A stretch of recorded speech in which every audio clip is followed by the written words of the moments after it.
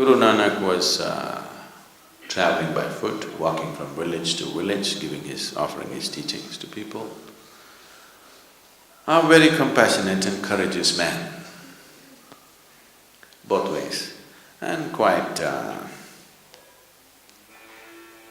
we like him because he's not one of those all the time smiling, gentle saints.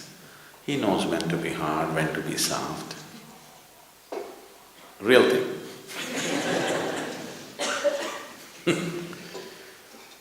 So one day, he happened to be a guest in a home of a very rich man in the area.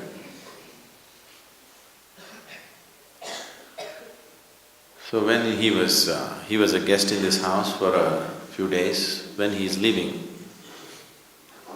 he gave this man a needle, a sewing needle. He gave this needle and said, "You keep this with you. Sometime when you see me, you can give it back to me. Till then, please keep it with you." A needle, not a golden one, just a simple needle. That man took it and kept it with him. Then after the Guru left, he told his wife, "The Guru gave me a needle and I'm supposed to keep it in safekeeping and give it to him later." The wife, who was little wiser than him, usually they think they are, said, "You fool, why did you take a needle from a Guru? If you take something from a man like him, and suppose he's an old man and if he dies and you don't get to give back this needle, what will you do? You will be in debt forever.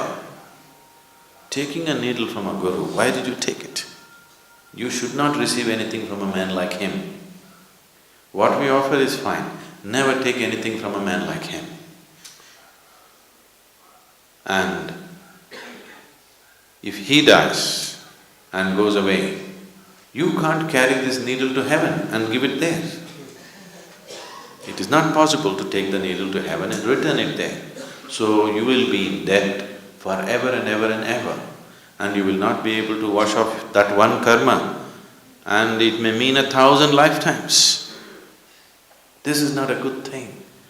Just somehow find him and return it to him immediately." So the man started trekking behind the Guru. The Guru walks fast.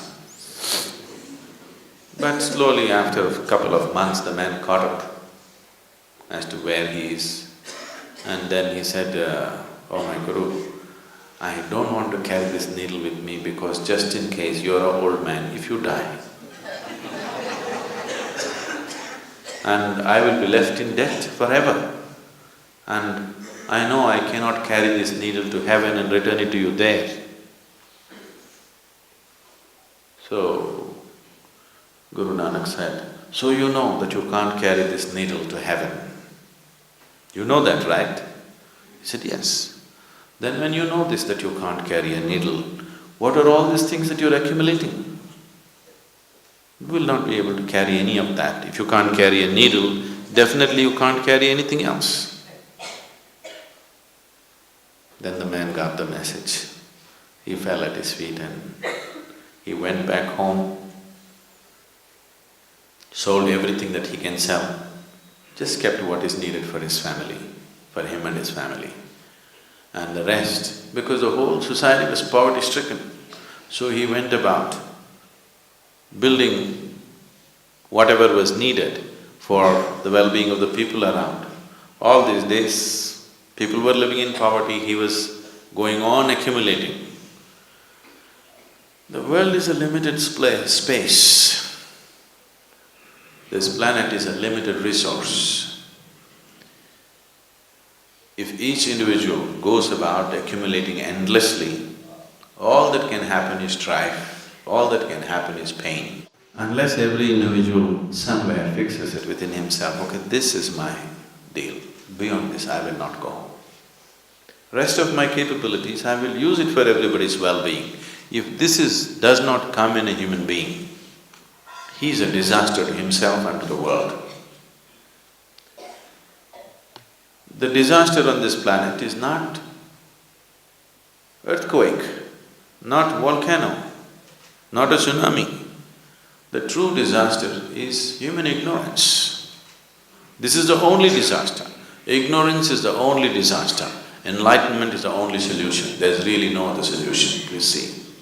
So, spiritual process, if it has to become alive, this is not about renunciation. This is just about living sensibly. Wrong words have been put by external scholars. There is no such word as renunciation in any of the Indian languages, if you don't know this. Yes?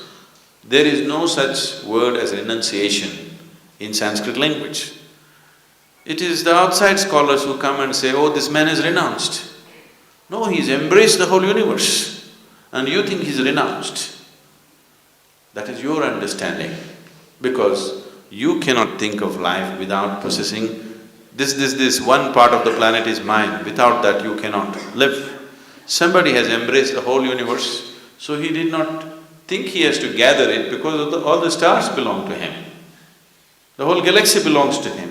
He did not think it is necessary for him to gather something and keep it in his bag or in his bank. It did not arise, it did not occur to him.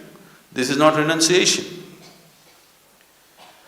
So understanding life from an inner perspective, not from an objective sense, because objectively whatever you perceive is only good enough for survival. You need a subjective perception of life.